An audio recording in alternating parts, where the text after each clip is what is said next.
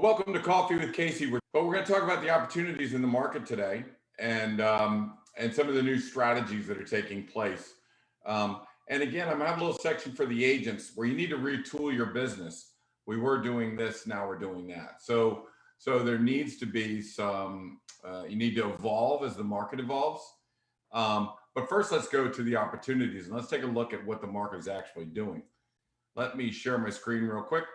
So the first chart is going to show us that the inventory for the last 30 days, how it's growing or how it's shrinking. As you can see right this second, our inventory is just fine. It's stable. In fact, I went back and I did a year-to-date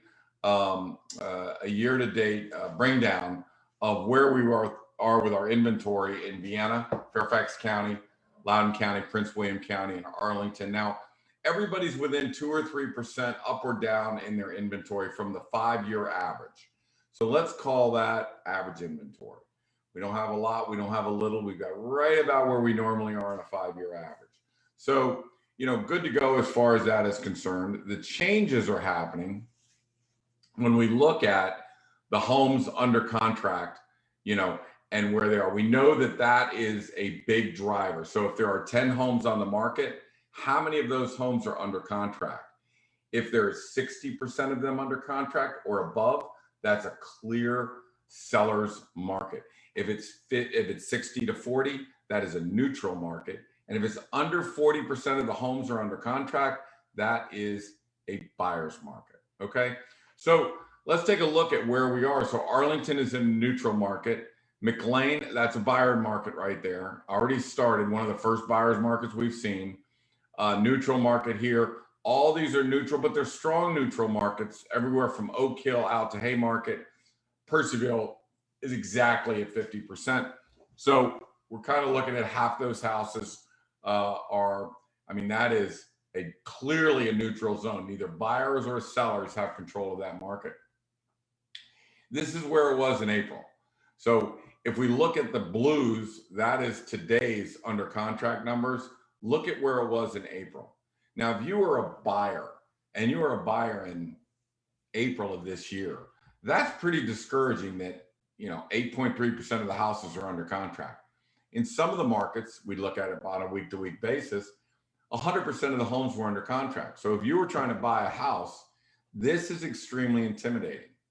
But now, the pendulum is swinging and it's swinging back a little bit more for the buyers. So if we look at it and say, and this is for all Northern Virginia homes, 78% were under contract in January, and then you can see it deteriorate right down here into July. So right now, only 48%, or it's a neutral market. So is the sky falling? No, it is a neutral market. Neither buyers or sellers have control of the market. Now I'll tell you, this is going to mean a couple different things, right? And we're going to go over, how it's going to affect the market. Before, up in here, you're basically, anybody can put a house on the market and it's going to sell. Your main thought was trying to get that maximum dollar amount with no contingencies. So that was the game in those 4 weeks.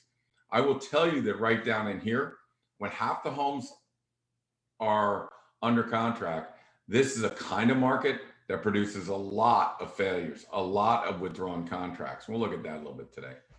So these are the homes that are sold in 10 days, right? In Fairfax County, in March, April, and May, or February, March, and April, they were all selling, boom, as fast as they come on the market, boom. Very difficult for a buyer, very difficult for a buyer. And for those sellers that wanted to sell their house, but then knew they were gonna have to go out in that market and find a house to buy, they couldn't find any house because anything they saw was snapped up in seconds.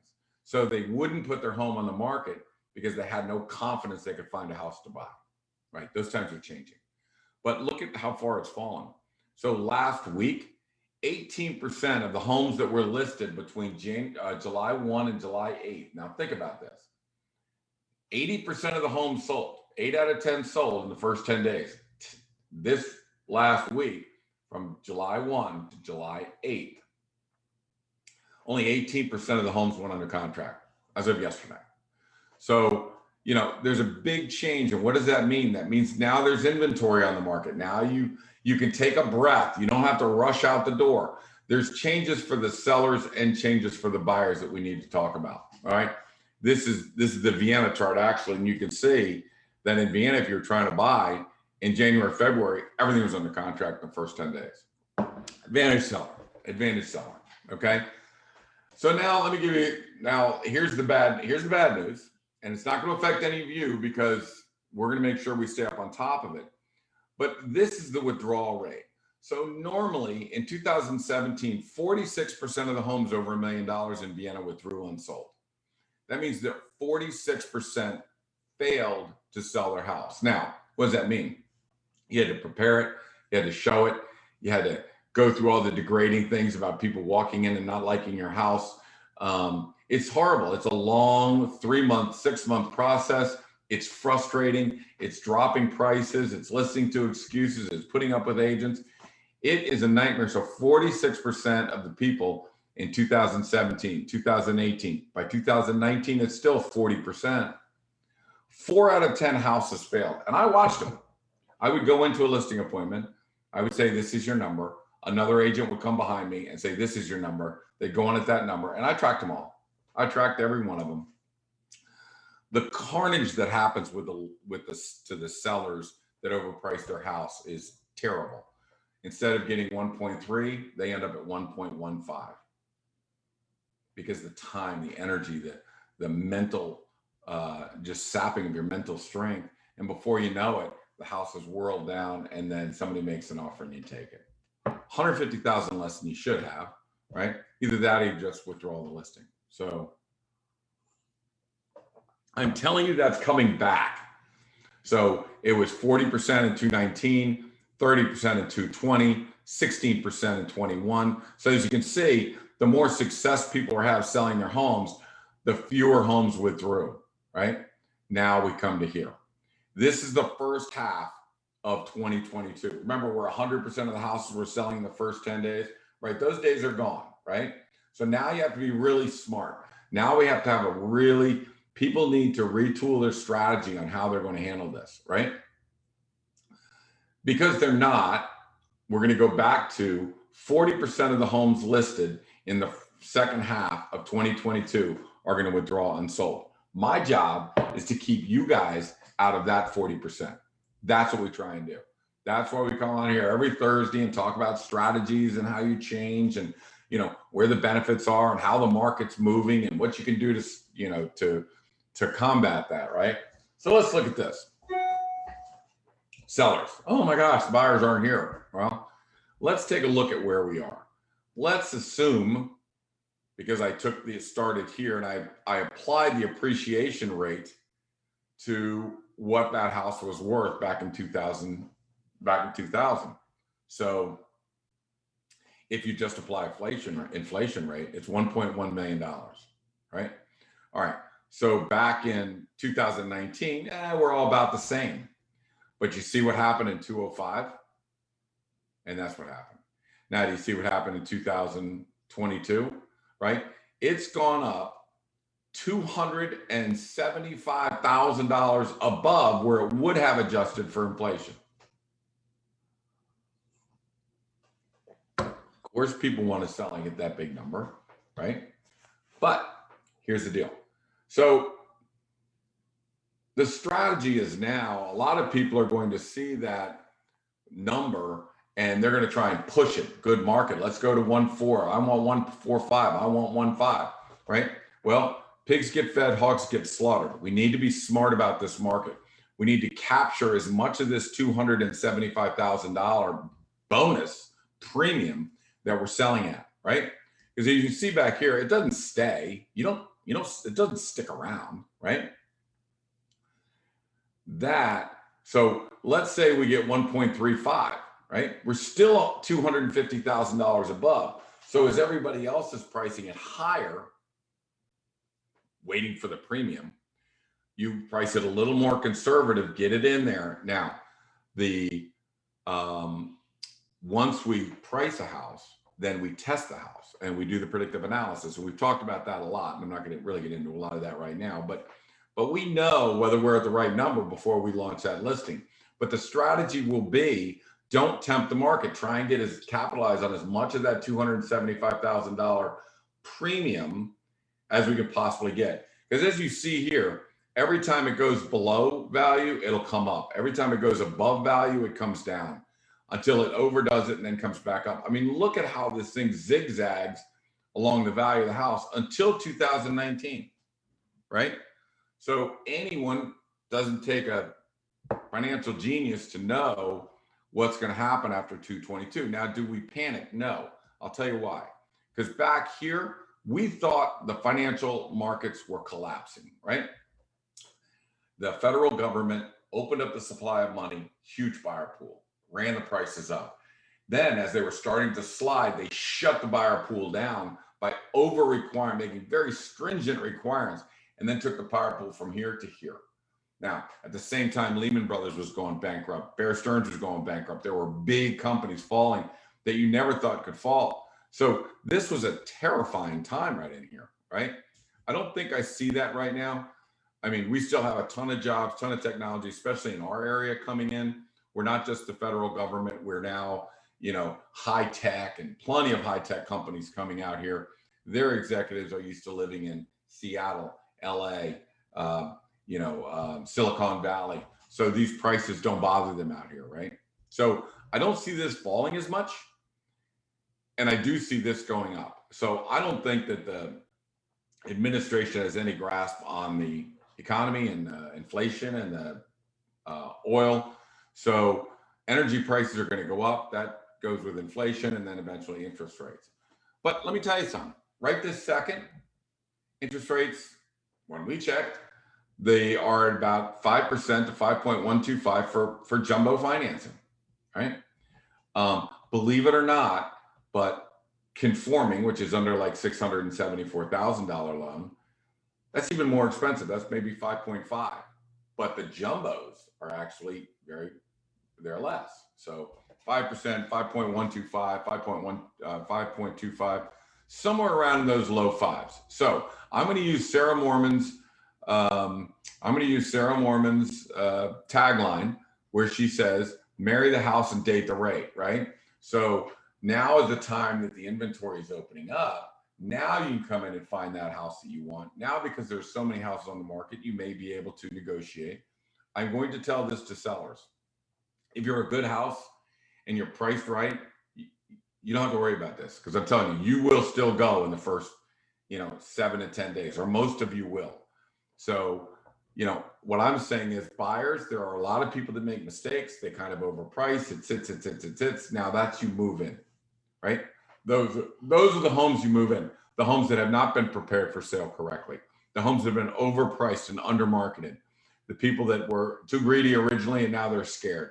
Two things drive markets: fear and greed, right? So they got greedy and overpriced it. Now the seller is afraid. He's made a mistake. Oh my gosh, the market's leaving. And now he's going to take a much lower offer.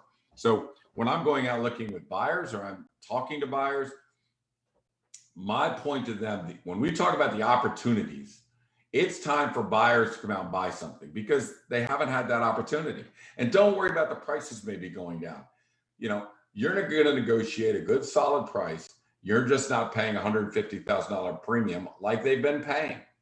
So just relax. It's a very solid market for buyers to come out in. You want to buy now, because obviously interest rates are going to move up over the next year or two. So, get something, get a house. You're in that moving from a seller's market to a buyer's market. Be the first one out. Go ahead and get one of the nicer homes out there. I can tell you, we have a great house that would normally have popped off just like that.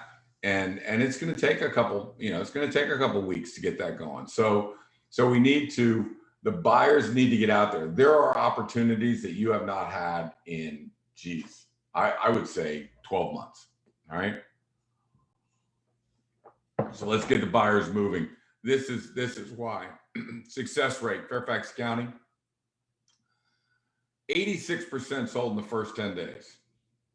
Then 21 in June. Right? This is Vienna, right? 94% of these homes sold in the first 10 days. Then it was 24. Now it's 17, right? Do you see the opportunity? The yellow are the buyer opportunities, okay? So those are, you really have some, and there's other people who are going to benefit from this, right? So the buyers are going to finally have something they're going to buy. The seller that needs to buy with a contingent contract. So most people don't have a ton of family money or, big jobs or a lot of cash, or they need to sell their home in order to buy the next home, right? That person has not been able to get into the market. That person's on the sidelines. Because when the homes are selling in the first weekend, 80%, 90% are selling the first weekend, you don't stand a chance. Well, guess what? You stand a chance, right? So now is the time for the buyers who have that home that they had to sell and couldn't do it. Wide open market. It's time for you to get in the market and look at selling your house, buying another house, because there's another group, not only the sellers that had to sell their other house, but there's a group that could move up. But if I sell my house, how am I going to know where am I going to live? Because there are no houses on the market and everything's selling in the first weekend. So they would not sell because they were concerned about not being able to find something to buy, right? Case solved. Now you can sell your house. You've got 60 days to settlement. You have a rent back for 60 days to settlement, 60-day rent back. So you could be in that house for 100, 120 days, right? So can you find a house in a market where 60% of the homes are active and 40 are under contract? Can you find a home in that market? You bet your tail you can find a home in that market. That's a great buyer market. So as long as you sellers understand this concept, we may take a little haircut on the sale, but we're going to get a bigger haircut when we buy, right? So I was talking with a couple and our expectations went from maybe $1,050,000 to $1 million, right? So yes, we're going to take a $50,000 haircut on the sale. But the home that we're going to buy, normally you'd have to get in with 7 bidders and they bid at $150,000 over the price. That's not going to happen, right? In some rare cases, that's going to happen on great houses with a pool. Who knows how much people want to bid on a pool? Will there be bidding? Yes, some houses, but that's 5 or 10%. That's not 70 or 80% like it was. So yes, good houses. There's still going to be a little, sure, but now's your opportunity. Get a house, get your home, get it under contract, get it sold. Have 100 days to find a new home that you want to buy in a market that's a total buyer's market. So we clearly are moving to a buyer's market. The sellers now can go ahead and sell their house and know they're going to be able to buy something. And the sellers that needed to do a contract contingent on the sale of their home are going to be welcome arms. Come on in. Because part of a seller strategy is first week could be a bidding war. Second week, you got to let the first group that didn't, fight it out for contracts. That's called the on-back period. They come on back, look at it again, or think about it some more. Then they may put in a contract or two, and it may still get into a bidding war on the second week. Even though they didn't want to, they decided this is their house. And if 2 people decide this is their house, then yes, you could get bidding going back up. Okay. So both those sellers groups are now wide open.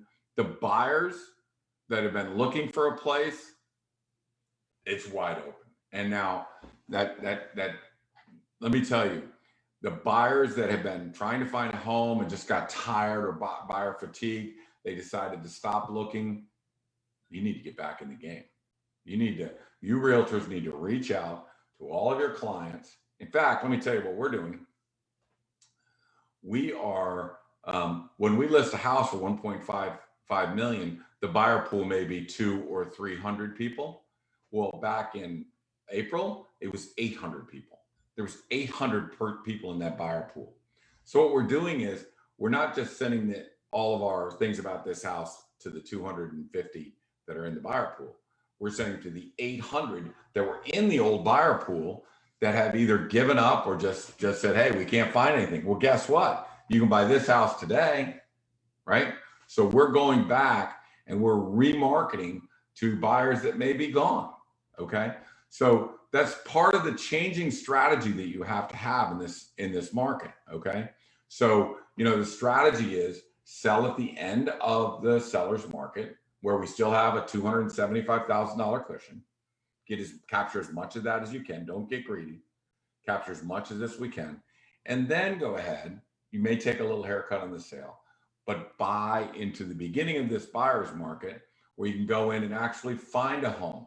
You can find panic sellers, plenty of inventory, and you can usually find what you want. So just know that now your strategy is moving on.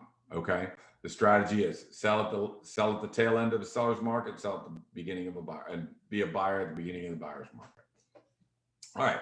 So let's talk about, when we talk about listings and, how we need to do this. Well, things are changing for you real estate agents and for our agents, right?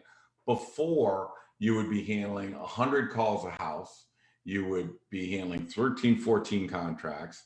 You're trying to squeeze everything out as you can. Line up contracts 1, 2, 3, and 4. So there was a lot of work that went on at that tail end trying to handle that kind of a market. I mean, everyone wants to go see it and everybody's calling. So here's the changes that have to be made, right? First of all, we have a 30-day plan, not a 10-day plan, right? Before everything's sold in 10 days, this is the 10-day plan, okay?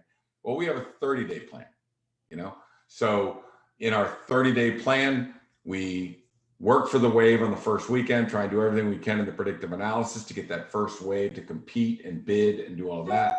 In the second week, we're working on the monbacks, right? We're working on the people that get them back into that house to maybe get a bid from that group. The third week, we're opening it up to contingent on sale of home contracts. So now we're opening it up and we're marketing to people saying, hey, if you have a home to sell, evidently ours is a little more difficult than we thought. So if we get a contract on our house, we'll take a look at your house to see if yours is easier to sell. Some price ranges are easier than others. So, we'll take a look at that. And then of course, after we've asked for contingent contracts, after we've opened it up, after we've done everything possible, everybody is cleared. Nobody wants to put in a contract. Now it's a pricing issue and we need to take it down $50,000, not 25, not 10, not 12.5. You need to take it down 50,000 because that's where the lowest buyer pool is, right? If you're going to get a contract at the lower buyer pool, it's going to come within 7 to 10 days. There could be multiples. It's going to come within 7 to 10 days. Okay. So that's kind of the new way that we have to do it. And there's other things. When we're doing a predictive analysis and we're looking at how many people like our house and favor our house, we're also looking at all of the competing listings because now there are some, before there were none. Now the agents have to become experts on who the competitors are, who's really good, who's not, track them, who went under contract, why did they pick this instead of that? You've got to identify, are you in the right market? So now instead of handling massive amounts of contracts and massive amounts of calls, now you're focused on where we fit in the overall market. If somebody's coming in looking for a house for $1 million, what else are they looking at other than us? Who are they? Go back. When did they go under contract? How did they go under contract? Interview agents. Then when we look at so a seller calls me up and says, hey, there's a house, looks like a good competitor of ours. Okay. It was out of our range, but I said, okay. So all we did was track that house and we would go in and see how many showings are they going to get. If we're getting 2 showings and they're getting 14 showings, we are overpriced, right? Because that tells me that there are buyers out there, they're taking a pass on our house. So now we need to open up the predictive analysis that not only are we watching how many favorites are there, and let me get back to favorites in a second. How many favorites are there? How many people like us, love us, share us, all that stuff. Now we have to expand that predictive analysis and say we have 3 competitors. How many people are going to see their houses? If they each have 12, 13, 14, 15, and we have 12, 13, 14, 15, we got plenty of buyers in that pool. We're fine. But if we have 2 people looking at our house and 12 or 15 looking at another house, right? Then we know that there is a market out there. We're just overpricing. We're not getting our fair share, right? So we need to start thinking, being thoughtful about changing from a fielding massive amounts of contracts and massive amounts of call to nurturing and being more knowledgeable about who's our surrounding market and how are they doing. Now, the easy thing to do is to say, I want $1.5 million. That's all I want to know. Well, those are not our sellers. Those are the 40 percenters that will put it on at a big number, and it will sit and it will be a nightmare, right? For them and the agent. So we stay away from that. And the reason is because if the sellers are listening to us and doing what we're asking them to do, I need to give them 100% of my attention. I can't have our attention or my agent's attention sapped and sucked out of us by a succubus seller that wants to, how'd you say succubus? That wants to overprice a house and suck the life out of the agent. I'm not gonna let that happen. I'm just, if you logically come to a number, and this is the right number, and we're gonna know what that number is. There'll be no ifs, ands, and buts. And you don't wanna deal with that number. In fact, you wanna go crazy over that number. Then it's just, we'll pass it on to another realtor to another company because we don't want that sucked out of the life, right? So we have, you also need to be a little more empathetic. You need to talk more with the agents. You need to talk more with sellers, talk more with the buyers. You need to really nurture this buyer pool as opposed to saying, hey, we're deflecting contracts. Now we need to nurture that buyer pool. We need to listen to the objections of each buyer. Why did you not like that house? Oh, okay. Is everybody saying the same thing? Oh, okay. Anything we can do to fix that? Sure. There are things we can do to fix anything, even functionality issues. So let's just, this is a roll up your shirt sleeves. Your time is not spent fielding contracts. Your time is spent really nurturing the thing, making sure we get the pricing right, get the staging right, get the buyers coming in, knowing we have the buyers coming in, doing our predictive analysis, nurturing buyers, having a 30-day plan. So you see strategies change a little, right? When you're going into a market like this. The other thing people do is just agree, okay, yeah, let's just put it on for a big number and not know where the pricing comes from. Now, I'm going to say this before I sign off. A computer cannot tell you what your home is worth, period, right? Every day when I price a house, I say, what does RPR say it's worth? What does Zillow say it's worth? What does HomeSnap say it's worth? What does Redfin? What does Realtor.com say it's worth? And I can tell you that there is usually a 15 to 20% range in numbers. So, I see agents go, oh, give me your address. I can tell you what your house is worth. Bullshit. It takes a professional realtor that knows how to price houses in order to tell you what your home is really worth. This is an investigation. We're not telling anybody anything. We're asking. We're looking at data. This is a data gathering process. I'm looking at all the data that the market has to offer. I'm looking at data coming in from the seller. I'm analyzing data from a buyer pool once it's been introduced to the buyer pool. This is all about gathering data. It's all about gathering data before you make a decision. And what they want to tell me is that by putting your address in a computer's going to tell you what your house is worth. Very frustrating, and I'll tell you why. Let me tell you why I'm upset, why it gets me a little upset. Because 40% of the people listen to that stuff, and 40% of the people fail. I hate to see sellers fail. I think if you call a realtor, you should be able to depend on that realtor to do the best he can, have the right pricing strategy, have the right marketing plan. And it pains me to see, as a professional, to see sellers sold a bill of goods, have them crash and burn. It's an upsetting thing to watch if you're a professional in the field. So you've been listening to Coffee with Casey. Thank you for spending a half hour with me. I hope I've helped. I hope I've shed some light on the market. If you want to give me a call, I'm at 703-508-2535, or you can reach me at casey@caseysamson.com. Julie does a great job of the website at caseysamson.com/podcast. if you want to listen to any of these podcasts. Stay up to date on the market on Coffee with Casey. We'll see you next week at 11 o'clock, back to our normal time, 11 o'clock next week. Bye now.